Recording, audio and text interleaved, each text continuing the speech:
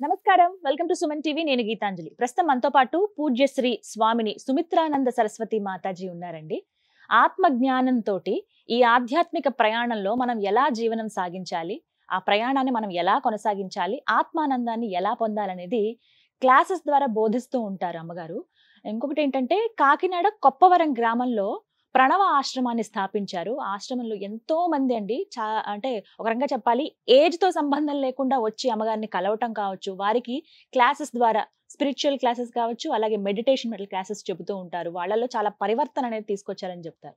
అయితే వారిని ప్రత్యేకంగా ఆహ్వానించాము. ప్రస్తుతం సుమన్ టీవీ స్టూడియోలో ఉన్నారు మాతాజీ. వారితో మాట్లాడి ఎన్నో అమూల్యమైన విషయాలు తెలుసుకుందాం. అమ్మగారు నమస్కారం అండి. నమస్తే. ఇప్పుడు చాలా మంది ఇది ఒక డిబేట్ క్వశ్చన్ అయిపోయింది చాలా మందిలో. ఆడవారికి నెలసరి సమయంలో ప్రత్యేకంగా వారి భావాలు ఎలా ఉంటాయి, వారు రకరకాలుగా బిహేవ్ చేస్తారని అంటారు. ఇదంతా ఒక ఎత్తు అయితే, ఆ సమయంలో అసలు పూజలు చేయొచ్చా, చేయకూడదని ఎప్పుడు మన పెద్దవాళ్ళు చెబుతూ ఉంటారు. ఎందుకు అలా దూరం పెట్టారు అసలు? అంటే కొంచెం ముందుకు వెళితే, ముందు కొన్ని సంవత్సరాల క్రితం వరకు కూడా వాళ్ళకి నెలసరి వచ్చిందని అంటే ఇంక ఇంట్లో మనుషులతో ఎటువంటి సంబంధం ఉండదు అన్నట్టుగా ఒక మూలకి కూర్చోబెట్టడం కానీ, ఆ 6 రోజులు ముగిసిన తర్వాతే మళ్ళీ నార్మల్ లైఫ్ లోకి వాళ్ళు రావాలని కానీ, ఇలా కొన్ని లిమిటేషన్స్, రూల్స్ పెట్టేశారు. ఎందుకు అలా పెట్టారు? వీటికి కారణాలు ఏవైనా ఉన్నాయా? ఉన్నాయండి, వీటి గురించి చాలా మాట్లాడదాం. అవును. ఎందుకనంటే మీకు ముందే చెప్పాను, ఋషులు మునులు అంతా రీసెర్చ్ చేశారని. అలాగే మన పెద్దలు కూడా ఏం చేశారు, వాళ్ళు చదువుకోలేదు కానీ విలువలకు ఇంపార్టెన్స్ ఇచ్చారు. ఎవరైతే జీవన విధానము మునులు ఋషులు అందరూ ఏమైతే చెప్పారో, గురువులు ఏమైతే చెప్పారో దానికి ఇంపార్టెన్స్ ఇచ్చారు. ఎందుకనంటే అదంతా వాళ్ళు చాలా సైంటిఫికల్గానే పెట్టారు. ఎందుకనంటే మనకే తెలుస్తుంది, స్త్రీకి ఆ 3 రోజుల ముందు, కొంతమందికి 4 రోజుల ముందు మూడ్ స్వింగ్స్ ఉంటవి. ఆ 3 రోజులు చాలా వీక్నెస్ ఉంటుంది. కొంతమందికి ఓవర్ బ్లీడింగ్ అవుతుంది, కొంతమందికి అవ్వకపోయినా మూడ్ స్వింగ్స్, కోపము, చిరాకు, విసుగు ఎక్కువ అవుతుంది, ఎవరినైనా కొట్టేయాలనిపిస్తుంది, ఇలాంటి చిరాకులు ఉంటవి. అందుకని వాళ్ళు మూలన పెట్టలేదు, ప్రకృతిలో అంటే లోపల గదుల్లోకి రానివ్వకుండా ప్రకృతిలో ఉన్నప్పుడు ప్రకృతి నుంచి వచ్చే ఆక్సిజన్ ఆ మూడ్ స్వింగ్స్ ని బ్యాలెన్స్ చేస్తుంది. అందుకోసం పెట్టారు. భూమి మీద పడుకోమనేవారు, చాప ఇచ్చి భూమి మీద పడుకోమనేవారు. భూమి నుంచి ఎన్నో రకాల తరంగాలు వస్తవి. ఆ తరంగాలు ఏం చేస్తే భూమాత అన్నారు. భూమాత అన్నింటినీ రిసీవ్ చేసుకుని తన నుంచి ఒక పాజిటివ్ ఇస్తుంది. అది మనకు అందితే ఆ మూడ్ స్వింగ్స్ బ్యాలెన్స్ అవుతాయని చెప్పి వాళ్ళు అలా ఏర్పాటు చేశారు. అవి ఇవి తినకూడదు అని ఎందుకు చెప్పారు అని అంటే, ఆహార నియమం కూడా సాత్విక ఆహారం ఇచ్చేవారు, ఇలా ఉప్పులు కారాలు ఇచ్చేవారు కాదు. ఐరన్ కి సంబంధించిన బెల్లము, గానుగు నూనె వీటితోటి ఎక్కువగా చేసి పెసరపప్పు చలవ చేయటానికి అనేక రకాలుగా ఇవన్నీ చేసేవారు. చేసి ఆహారం అలా పెట్టేవారు. ఎక్కువగా తీపి పదార్థాలు ఐరన్తో ఎందుకు పెట్టేవారంటే వాళ్ళు ఇదే కారణం, ఇదే అలా ఆహారం ఇచ్చేవారు. మనకి మెచ్యూర్ అయినప్పుడు కూడా అవే ఇస్తారు. స్ట్రాంగ్ కోసము చాలా స్ట్రాంగ్ కోసం ఇస్తారు. ఎందుకు ఇస్తారు? అప్పుడు నేర్పించింది జీవితాంతం నువ్వు అలా తిను అని నేర్పిస్తారు. జీవితాంతం ఇలా తిను, ఈ టైంలో ఇది తిను. రాగి పిండితోటి పిడిపు అని చెప్పి చేసి దాంట్లో నెయ్యి కానీ గానుగు నూనె కానీ బెల్లం కానీ వేసి ఎందుకు పెడతారు అని అంటే, నువ్వు ప్రతిసారి నెలసరి వచ్చినప్పుడు ఇది తింటే కనుక నీకు హార్మోన్లు ఇన్బ్యాలెన్స్ లేకుండా చదువుకోకుండా వాళ్ళు ఏర్పాటు చేశారండి. అంతటి జ్ఞానం అప్పట్లో ఎలా వచ్చేది? చాలా, నేను న్యూట్రిషన్ చదువుకున్నాక చాలా రీసెర్చ్ చేశాను. పూర్వీకులకి ఎలా తెలిసింది? ఇప్పుడంటే న్యూట్రిషన్ కోర్సులు ఉన్నాయి, అప్పుడు లేదు కదా. అప్పుడు లేనప్పుడు వాళ్ళు ఎలా చేశారనంటే, వాళ్ళు ప్రతిదీ ఆహారం మీద ప్రయోగం చేసి, శరీరం మీద ప్రయోగం చేసి చూసుకున్నారు. వాళ్ళు చూసుకుని జీవన విధానం అలా ఉంచుకున్నారు వాళ్ళు. మనం ఇప్పుడు ఆ టైంలో బిర్యానీ తింటారు, ఆ టైంలో ఆవకాయ అన్నం తింటారు, క్రేవింగ్స్ అంటున్నారు, తింటారు. అక్కడి నుంచి గొడవలు పెట్టుకుంటారు, ఘర్షణ పెట్టుకుంటారు. ముట్టుకోకూడదు అన్నది అందుకోసం కాదండి. ఎందుకనంటే ఆ మూడ్ స్వింగ్స్ వల్ల నెగటివ్ థాట్స్ ఎక్కువగా వస్తాయి కాబట్టి, ఆ నెగటివ్ థాట్స్ మిగతా వాళ్ళకి ఇస్తారు కాబట్టి అన్నారు. నేను చాలా ప్రయోగాలు నేను కూడా చేశాను.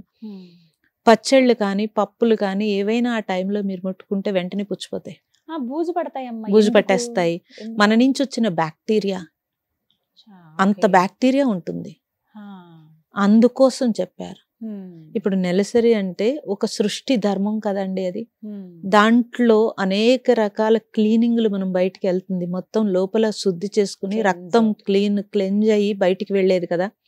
అంటే ఎన్నో రకాల బ్యాక్టీరియాలు బయటికి పోతున్నాయి. ఆ టైంలో మనం వెళ్ళి నిలవున్నవి అన్ని ముట్టుకుంటే కనుక బూజు వస్తాయి తొందర. ఇవన్నీ మనకు తెలుసున్న విషయాలు, కానీ అంటారా పాటించరు. ఈ రోజుల్లో కూడా ఇవన్నీ ఏంటి, ఈ రోజు ఆ రోజు అని చెప్పి లేకుండా మీరు దాన్ని పాటించకపోయారు, అదొక మూఢత్వం అని మీరు తీసేసినప్పుడు ఈరోజు లేడీస్ ఎంత కష్టపడుతున్నారండి. ఆ టైంలో ఎవరు పట్టించుకుంటున్నారు? ఆ టైంలో మనం పని చేయాల్సి వస్తుంది.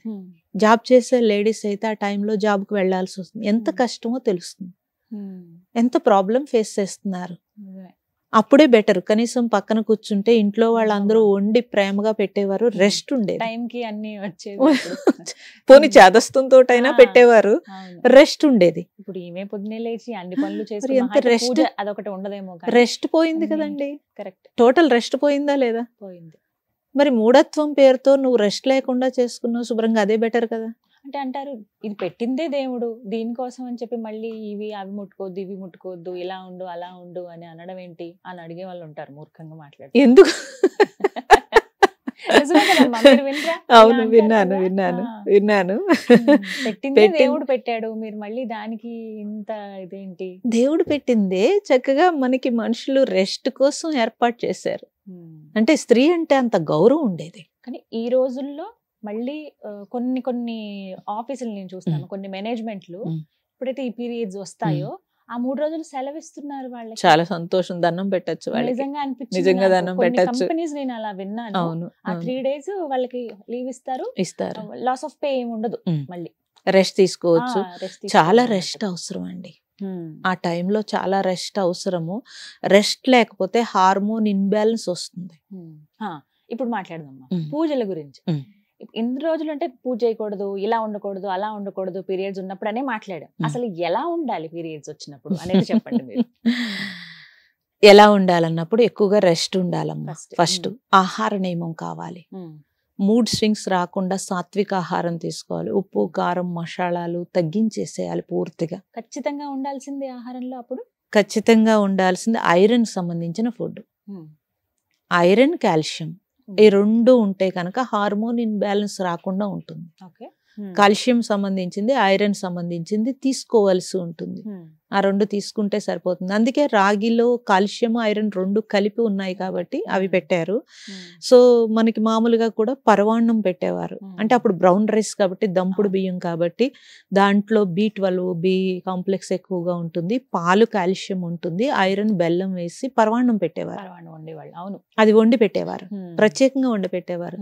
పసుపు యాంటీసెప్టిక్ కాబట్టి పసుపు ఎక్కువగా వాడటము చాలా మంచిది. ఆడించేవాళ్ళు, మళ్ళీ ఒంటికి కంపల్సరీ రాసుకునేవాళ్ళు. నువ్వులతోటి గానుగ నూనె అయితే కనుక అది ఒంటికి రాసుకున్నా కూడా ఈ స్కిన్ ని అబ్జార్బ్ చేసుకుంటుంది. ఆ టైంలో స్కిన్ లూజ్ అవుతుంది, అందుకే పెయిన్స్ వస్తాయి, మీకు బాడీ పెయిన్స్ ఎక్కువగా ఉంటాయి. లూజ్ అవుతుంది స్కిన్, ఆ రంధ్రాలు ఓపెన్ అవుతాయి. అప్పుడు మీరు గానుగ నూనె బాగా మర్దన చేసుకున్నప్పుడు అవన్నీ బలం చేకూరుతుంది బాగా. నువ్వుల నూనె కాల్షియం ఎక్కువగా ఉంటుంది కాబట్టి నువ్వుల నూనె తోటి ఆహారం తీసుకునేవారు. సో ఇవి పాటిస్తే కనుక, అలాగే మనస్సు ప్రశాంతంగా ఉండడానికి చక్కగా ధ్యానం చేసుకోవచ్చు, శుభ్రంగా చేసుకోవచ్చు. ధ్యానం, పూజల విషయం మాట్లాడితే అమ్మా, దీపం పెట్టొద్దు, పూజ చేయొద్దు, ఆలయానికి వెళ్ళొద్దు, ఇవి నియమాలు ఉన్నాయని అందరికీ తెలిసే విషయం. అయితే ఈ మధ్య కాలంలో కొంతమంది అలా ఏం ఉండదు, ఎప్పుడైనా సరే లేదు. పూజల దగ్గర ఎందుకు పెట్టారంటే, పూజ నిర్మాణంలోనే, గుడుల నిర్మాణంలో కానీ లేకపోతే మన పూజా విధానంలో కానీ మంత్రం ఉంది, నిర్మాణంలోనే మంత్రశక్తి ఉంది. సో అది వ్యతిరేకత, నెగటివ్ వచ్చేటప్పటికి మనకి చాలా కష్టంగా ఉంటుంది. ఆ ఫోర్స్ ను కూడా మనం తట్టుకోలేం కాబట్టి గుడికి వెళ్ళొద్దని చెప్తారు. పూజ చేసుకునేటప్పుడు మనం ఆ ప్లేస్ అంతా పవిత్రంగా ఉంటుంది. మీరు పూజా గదిలోకి చాలా పవిత్రంగా వెళ్తారు, మీ ఇంట్లో మీరు ఒక పాజిటివ్ ఎనర్జీ ఉంటుంది ఆ ప్లేస్ లో. మీరు మళ్ళీ ఈ హార్మోన్ ఇన్బ్యాలెన్స్ తోటి, నెగటివ్ తోటి అక్కడికి వెళితే అంతా ఈక్వల్ అయిపోతుంది. అందుకోసం చెప్పారు.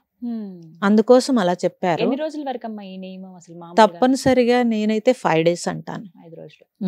3 days తర్వాత పూజ చేసేయచ్చు అంటారు, కానీ వాళ్ళ కొంతమందికి కుదరదమ్మా. కొంతమందికి 5 రోజుల ఓవర్ వరకు. బ్లీడింగ్ ఉంటుంది, చాలా వీక్నెస్ ఉంటుంది. 5 days రెస్ట్ ఇస్తే కనుక బాడీకి చాలా మంచిది. మరి 5 రోజులు దేవుడికి దూరంగా ఉండలేము మేము అని అనుకునే అప్పుడు వాళ్ళకి మీరు నామం చేసుకోవచ్చు. నామజపం చేసుకోవచ్చు. జపం చేయకూడదు. జపము గురువు దగ్గర మంత్రం తీసుకుంటే మాత్రం మంత్రం చేయకూడదు, నామం చేసుకోవచ్చు. నామం అంటే మన ఇష్ట దైవాన్ని నామము చక్కగా పలకొచ్చు, స్మరించుకోవచ్చు, మంచి పుస్తకాలు చదువుకోవచ్చు, ప్లాంటేషన్ చేసుకోవచ్చు, మొక్కలతో ఉండొచ్చు శుభ్రంగా, మీరు ధ్యానం చేసుకోవచ్చు, ఎక్కువగా రెస్ట్ గా ఉండడానికి ట్రై చేయొచ్చు. ఉద్యోగాలు ఉంటే కనుక, ఉద్యోగం ఉంటే కనుక మేము కూడా చేసాం కాబట్టి చెప్తున్నాను, జాబ్ ఉన్నప్పుడు ఎక్కువ ఒత్తిడి లేకుండా చూసుకోవడానికి మనకి మనమే ట్రై చేసుకోవాలి. పని పెండింగ్ పెట్టుకున్నా ఉన్న పని ఏదో అర్జెంట్ పని ఏదో చేసుకుంటూ కొంచెం ఇంటికి వచ్చిన తర్వాత కూడా చాలా వరకు రెస్ట్ తీసుకుని, నేనేమంటానంటే ఫ్యామిలీకి ఎక్స్ప్లెయిన్ చేసి చెప్పేమంటాను. ఈ టైంలో ఇలా ఉంటుంది, నేను అనవసరంగా అరుస్తాను, కరుస్తాను, గొడవ అవుతుంది కాబట్టి ముందుగానే ఇలా ఉండండి అని పిల్లలతో సహా ఎక్స్ప్లెయిన్ చేయమని చెప్తాను. వాళ్ళు కూడా కేర్ తీసుకుంటారు. అప్పుడు వాళ్ళకి తెలుస్తుంది. ఇప్పుడు నువ్వు ఒక మగబిడ్డ కానీ ఆడబిడ్డను కానీ తల్లి పెంచేటప్పుడు చెప్పినప్పుడు, రేపొద్దుట వాళ్ళ లైఫ్ పార్ట్నర్ వచ్చినప్పుడు చిన్నప్పటి నుంచి ఓ మా అమ్మకి ఇలా ఉంది అనేది వాళ్ళకి తెలుస్తుంది. తెలిసి వాళ్ళు కూడా రేపొద్దుట అలాగే బిహేవ్ చేస్తే వచ్చిన పార్ట్నర్ సంతోషపడుతుంది. ఇద్దరికి సత్సంబంధాలు బాగుంటవి. అది పిల్లలకి తల్లే నేర్పాలంటాను నేను. అయితే మరి ధ్యానం అయితే చేయొచ్చండి. ధ్యానం చేయొచ్చు. ఓంకారము నేను అప్పుడు ఆ టైంలో చెప్పొద్దని చెప్తాను. ఎందుకనంటే మేము చెప్పే ఓంకారము నా అభినించి వస్తుంది కాబట్టి కొంచెము కడుపు నొప్పి ఉన్న వాళ్ళకి బ్లీడింగ్, ఓవర్ బ్లీడింగ్ అవుతుంది కాబట్టి ఓంకారం చెప్పొద్దు, మామూలుగా ధ్యానం చేసుకోమని చెప్తాను. అంటే కళ్ళు మూసుకుని ధ్యానం ప్రశాంతంగా ధ్యానం చేసుకోవచ్చు, బుక్స్ చదువుకోవచ్చు. అసలు ఎంత అదృష్టం అంటే మనతో మనం ఉండడానికి టైం ఉంటుంది, కొంచెం ఉట్టప్పుడు టైం ఉండదు. మన మనస్సు కూడా ఈ పనుంది, ఆ పనుంది, ఈ పనుందని మనం తప్పనిసరిగా ఏదైనా కొంచెం ఖాళీ ఉంటే పని వెతుక్కుంటాం. అలా వెతుక్కోకుండా వాళ్ళు అంత మంచి ఏర్పాటు చేశారు మనకి. అంటే ఆ స్త్రీని అంత గౌరవించారమ్మా, అంత గౌరవించారు. కాదు అన్నింట్లో స్త్రీ అభివృద్ధి అన్నాం, కానీ ఇటువంటివన్నీ కొంచెం ఉంచుకోవాలి మనం. దాచుకున్న పక్కన పడేస్తే కుదరదు. అది మూఢత్వం కాదు, అది సైంటిఫికల్ గా మన హెల్త్ కోసం వాళ్ళు ఇచ్చిన గౌరవం. అది గౌరవం అని అనుకోవట్లేదు, మమ్మల్ని దూరం పెడుతున్నారు అనే కోపం వస్తుంది ఇప్పుడు. అది కరెక్ట్ కాదు. ఇప్పుడు అన్నిటికీ విలన్లు అయిపోతున్నారు ఎవరైతే వీళ్ళందరూ కూడా. అలా ఎలాగా అసలు చాలా మంది విన్నారు, అత్తగారు ఇలా చెప్తుంటే కోడళ్ళకి కోపం వచ్చేస్తుంది. ఎందుకు? అది హాయిగా శుభ్రంగా మనం పని చేయక్కర్లేదు. నేనైతే అలా చెప్తాను, పని చేయక్కర్లేదు, శుభ్రంగా నువ్వు రెస్ట్ తీసుకోమ్మా శుభ్రంగా. అత్తగారు అలా చెప్పింది శుభ్రంగా చెప్పే విధానంలో మరి ఏమైనా కోపం వస్తుంది ఉండొచ్చు కాక, అది ఉండొచ్చు. ఇప్పుడు కొంచెం ఇల్లులు ఇరుకిల్లు ఉదాహరణకు మాట్లాడుకుంటాం, ఒక దగ్గర దేవుని పెట్టుకుంటాం, ఆ పక్క నుంచే వెళ్ళాలి. ఆ వంటగది పక్కనే ఉంటే గనక అక్కడే అన్ని పనులు చేసుకోవాల్సి వస్తుంది. ఆ గాలి తాకుతోంది, ఇక్కడ రావద్దన్నాం కదా అన్నట్టు మాట్లాడితే కోపం వస్తుంది జనరేషన్. అక్కడ సమస్య అనమాట. ఎందుకు చెప్తున్నారు ఇలా అనేది తెలుసుకుంటే, సరిగ్గా తెలుసుకుంటే కనుక ఆ పని ఆవిడకి చెప్పి చక్కగా బాల్కనీలో కూర్చోవచ్చు అంటాను నేను. చాలా వీడియోస్ లో ఈ ప్రస్తావన తీసుకొచ్చాను నేను. ఒకరిద్దరు చెప్పారు, అలా మీరు చెప్పింది మాత్రం నాకు చాలా నచ్చింది. ఈ విధానం అయితే తెలుసుకోవాలి, చాలా తెలుసుకోవాలి, అమ్మాయిలు తెలుసుకోవాలి. వీళ్ళు తెలుసుకుంటే నెక్స్ట్ జనరేషన్ కి అందిస్తారు, పిల్లలకి చెప్తారు ఇదమ్మా పరిస్థితి. ఎందుకంటే కాళ్ళు లాగుతూ ఉంటాయి, నీరసం వస్తూ ఉంటుంది.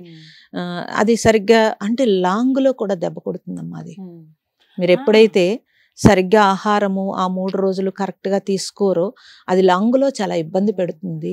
మెనోపాజ్ లో వచ్చే ఇబ్బందులన్నీ కూడా దీని నుంచి వస్తాయి. విన్నాను నేను. ఎప్పుడైతే మెచ్యూర్ అవుతారో పిల్లలు, అప్పుడు పెట్టేటువంటి ఆహారమే తర్వాత లాంగ్ రన్ ఉపయోగపడుతుంది. మరి పూర్వీకులు ఎవరికి మెనోపాజ్ లేదమ్మా? మరి 10 మంది 14 మంది పిల్లల్ని కన్నారు వాళ్ళు. అంటే వాళ్ళకి లేదు, కనపడలేదు మీకు ఎప్పుడు కూడా. అంటే చూడండి, వాళ్ళు అన్ని పాటించిన వల్లని వాళ్ళు ఇలా మెనోపాజు స్ట్రెస్ అనేది మనం చూడలేదు. ఇప్పుడు ఏది పాటించట్లేదు కాబట్టి ఇది లాంగ్ రన్ లో మెనోపాజ్ లో ఇబ్బంది పెడుతుంది. దేవతలే నిజంగా గంపెడు పిల్లల్ని ఎలా పెంచేవాళ్ళు. మరి ఒక్కరికి ఇప్పుడు తోపుకొస్తున్నారు అంటారు కదా. అలా ఏ పనులు ఆ పనులు అందరూ ఉన్నా కూడా. అవును, జస్ట్ పిల్లల్ని చూసి అప్పుడు ఆడించి తినిపించే దగ్గర అప్పుడు వరకు. వాళ్ళకి కంప్లైంట్ నేచర్ లేదమ్మా. ఫస్ట్ ఆఫ్ ఆల్ నెగిటివ్ లేదు, కంప్లైంట్ నేచర్ లేదు. కంప్లైంట్ లేదు వాళ్ళకి. ఈ పిల్లలు ఇంతమంది ఉన్నారు, నా జీవితం ఎలా అయిపోయింది అని కానీ ఏమీ మాట్లాడేవారు కాదు. భర్త తెచ్చినా తేకపోయినా వాళ్ళ డ్యూటీ వాళ్ళు చేసేవారు, ధర్మం పాటించేవారు, ఎవరి డ్యూటీ వాళ్ళు చేసేవారు. అందుకే ఇన్ని మాటలు లేవు, ఇంత డిస్కషన్ లేదు, ఇంత గొడవ లేదు, ప్రశాంతంగా ఉండేవారు. ప్రశాంతంగా ఉండేవారు. చాలా చక్కగా చెప్పారు.